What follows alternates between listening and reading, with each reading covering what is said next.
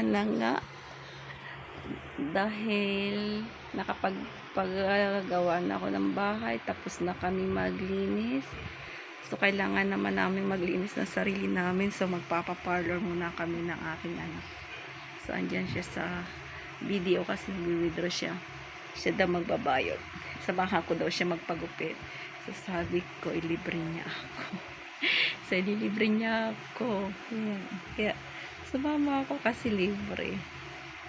O, ayan. Dito yan sa Bikutan, guys.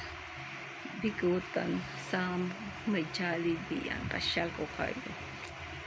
Ayan, dalaga na yung anak ko siya na yung nag-withdraw ko sa may ATM kasi yung anak ko. Ayan. Ito ang lagay ng daan dito sa Lower Bikutan. Ikot ko lang kayo. Ayan. Then, pagkatas namin mag-withdraw, hanap na kami ng parlor niyan. So, sa totoo lang, ang napuntahan namin parlor, siguro mga 5. Kasi puro punuan. So, dito kami nakapunta. O, ayan. Ang feeling doon niya. Ayan, nag-una. Palinis ng kuko, of course. Ayan, palinis tayo ng kuko, guys. Palinis ng kuko ang doon niya. Ayan. Dahil inaantay pa, may ginugupitan pa yung nagugupit. Palinis muna. So, ayan si kuya. Kasunod kuya, papalinis rin siya ng kuko. Ayan. Palinis rin siya ng kuko. Voice over muna tayo, guys. Kasi maingay dyan kasi may nagpapa-music sila. Ayan. Minsan din, guys, bigyan natin ng regalo ang ating mga sarili sa sobrang stress. So, yun pa lang ang pinalinis ko, guys, kasi yung kamay naman is laging basa. Sayang lang yung ibabayad ko. Ako na lang maglinis. Madali na malinisin ang kuko sa kamay. So, yung sa paa talaga, kaya palinis ko. Kasi nga, pagod ang ating mga paa, kalalakad. So, mahalin natin ang ating mga paa. Ayan. Minsan din linis-linis pag may time. Relax, relax. Sista mo tayo magsalita. Napapagod na ako magsalita.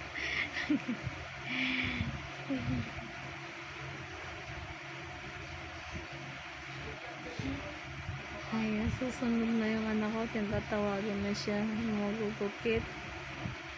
Susunod na siyang gugupitan yung anak ko. Ayan na. So, yung anak ko na nakasalang. So, ayan. May bangs siya. Oh, kasi gusto niya may bangs. Nagpalagay siya ng bangs. Ayan. Sobrang haba rin ang buhok ng anak ko, guys. So, ang iksi ng ng buhok niya. Ang haba niya, ang haba lang natanggal. Kaya may iksi na yung buhok niya. Pak naman yung nagugupit to. Ang sexy. Sana all sexy. Ayan. O, diba? Pak. Kinokas talaga sa puwet. Sana all. Sana lahat ng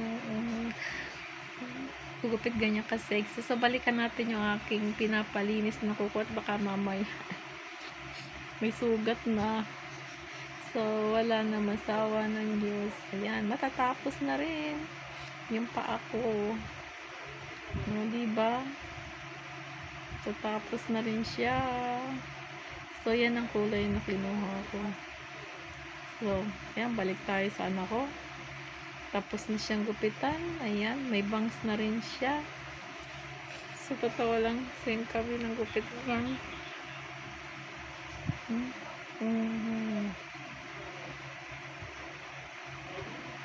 Ayan, tapos na ang iksi. At kanina ang pansin yung haba niya. Gusto niya guys yung ganyang gupit kasi may dala-dala siyang picture sa cellphone, ganyan daw. Oh, tapos na siya. So ako naman, sabi ko kunan mo anak yung haba ng buhok ko bago putulin. So ayun na. Pak! Ang sexy. Ang sexy na nagugupit. Ay.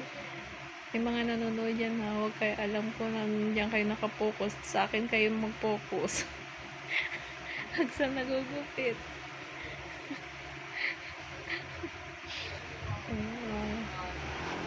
Sana all may puwet. Sana all safety. Ang haba ng buhok ko na pala, no? So, tingnan nyo guys kung gaano kaiksi ng buhok ko ngayon. Yung nagugupit guys, nangihinayang sila sa buhok namin. Ayaw nilang gupitan, sayang daw. Baka hindi ka, para daw silang hindi makakatulog. Sila nangihinayang sa buhok namin. Sabi, sige, konti na tanggalin ko para makatulog ka naman. Para sa nangihinayang na hinayang sila. Konti lang. Natawa ako. So, nangihinayang sila sa buhok namin. Ayaw nilang putulan. Sabi niya, sayang naman. Kung puputulan. O, ganyan kahaba. O, okay na yan. Para matanggal lang yung mga dry hair. No, okay. So, kinakwentuhan ako ni ate dyan. Nagre-reels daw siya. Kasi nagpipicture yung anak ko. Sabi niya, nagre-reels ba kayo? Sabi niya, opo. Pero libangan lang. Nagre-reels din daw sila. Alam mo, sa parlor na napuntahan ko, parang dito ako magtatagal.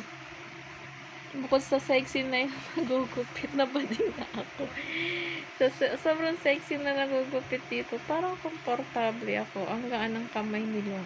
Kasi yung napuntahan ko dati, yung buhok ko is nag-dry, naluto. Nakakainis. Tapos sinama ko yung anak kong lalaki doon. Yung anak kong lalaki, nakunan ko ng kuto. Siguro yung ginamit nila sa kulay, may kuto yung binupitan nila. May kuto na ano sa anak ko. Ayaw na namin bumalik doon. Hindi sila malinis. Tabi-tabi po. Kung sino yung ayan, ganyan ka-exi. So, medyo mahaba pa rin naman. Ayan. Kasi parang ayaw nilang putulan. Ayaw nilang putulan. Kasi nga, ang haba daw ng buhok ko. Sayang. Ang ganda raw ng buhok ko. Bukod sa straight, malambot.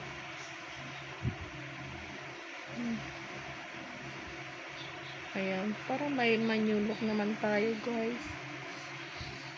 Shout out ate sa nakamaroon, siya may-ari ng parlor na mabait na pinakita sa akin ang page nila. Ayan, kontakin ko lang daw sila kapag gusto ko magpaayos. Gusto nga nilang kulayan ng buhok ko, yung maganda raw, ibahin daw nila kasi hindi raw pantay yung kulay. Ayan, binigay niya sa akin yung cellphone niya, pinakita niya sa akin yung FB page nila. Nabi nila, dito ka ng Miss magpa-parlor sa akin. So, parang magtatagal nga ako dito. Parang gusto ko na dito. Magpa-parlor sa kanila. Nilipat na ako. Kasi every 2 months, ano ako guys,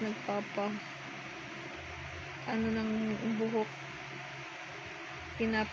Hot oil ko, blower. Inalagaan ko talaga yung buhok ko, guys.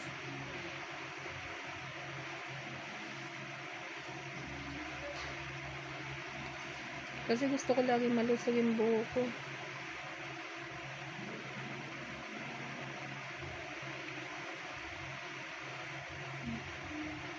Ngayon, sa totoo lang, malapit na rin yung matapos. So, gandang-ganda na ako sa sarili ko niya. Parang gusto ko nang tumayo.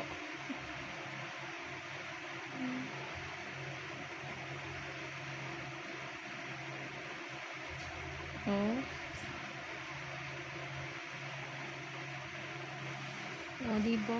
Opa, yung kulay ng buhok ko, sabi hindi raw pantay. Hindi nga pantay, napansin ko. Nakakainis yung pinuli kong pinagparibandan. Hindi pala pantay, minadali. Mahal-mahal pa naman. Mahal-mahal, gano'n lang yung buhok ko. Wow, pak, sexy. Oh, mga nanonood dyan. Sana all, sexy. Nakapokus talaga ako sa baywang niya at sa post. Ang ganda. Ang sexy. Sana all. Sana all talaga. Ayan.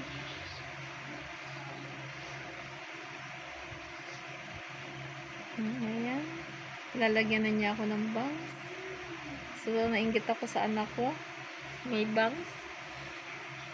So, hindi tayo magpapahuli. Lagay rin tayo ng bangs. Mahaba pa rin naman yung buhok ko, guys. Ayan.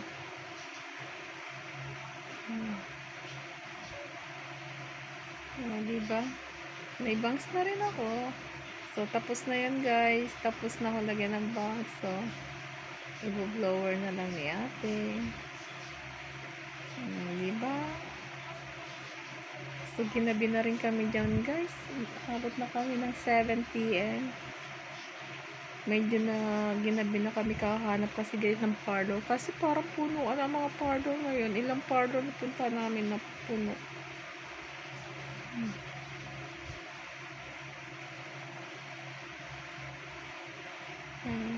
Salamat po sa mga walang sawang nanonood ng aking videos. Salamat po.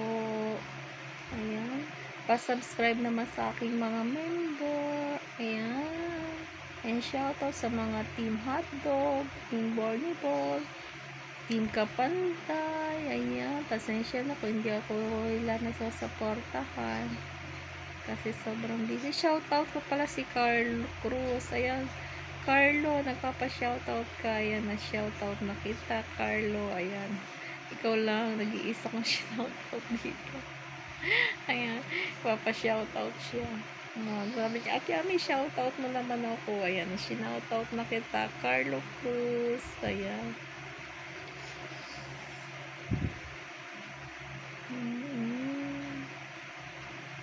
Ayan, patapos na yan. Tapos na yun, inaayos lang ni ate. Pinapantay lang yan. Okay. Please like and share and comment and subscribe. Ami Jimenez. Wow, pak. Napak ang pet. Ang sexy sana all. Ayan. Tapos na yan. So, tatayo na tayo.